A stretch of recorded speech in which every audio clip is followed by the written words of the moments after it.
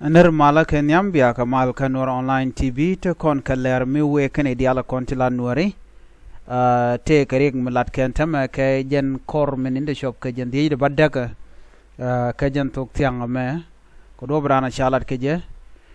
gor jen go be jo me be jen wa ya kel re wicha ka wulang ka doma ena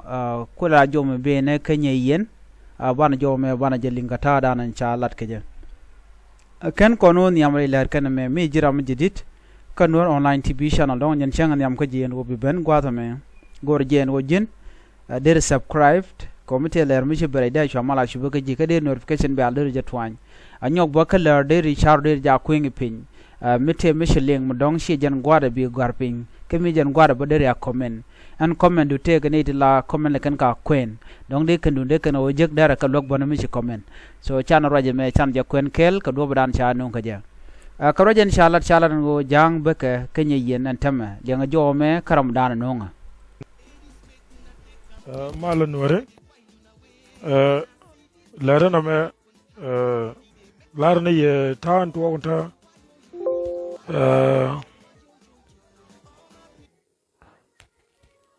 tamagare kur mi kuran kon wore kon dial jen moy ye live video ke jen gwator me jang ta ka bini ka tok mi kon wore gare kwan wutin mi kon wore tok tamaka ka nyin pa ra granda wa ka nyin ka nyin tok you know gore gwa ko da kon ne kon da kon golor mi ko tok you know ko mi chi gwa da dong da kon nuore to da mat ai ka jen chalar kon ala jang dam ka nyin la bok ko long ta mo na jatin da gore gwa ko da kon pet me kon jikko tok mi kon wara dialti ci romat ko bana yet ke kum ke bana yet ke jang ke yaga dan lo kon me ler ko kon dial kon e dial tin chunko kon wore tam ko jabe ni nyok you know but god yatin you know but goro da kon galor kon wada ko ken ta mo yan ta dan dong de lar kon jo live video de mi chek long chi mi dit you know mi che jago yo bi chier o dor nyoko ben nyoko to gwa chit ke jo shalen gwa samen go jang wa ka beni men bi anga jang cha ka juch la ngene kon la ngene nuari jeshen bor la ra wiari de me jang cha ka juch sit ka ta dan shi ga jang ga na tar ga ja ci jang chur re nyoko mo moy kene ko kene beken ke je so na me de yana lingano no mana dien ka jo dan shalingano ngani ke yustente ka longo shuk no la ngene nuare shalingano kene ka wene ba ka do brana shalinga ja kwale kuje no ne me ka ci wala tok bat ka mena na shagor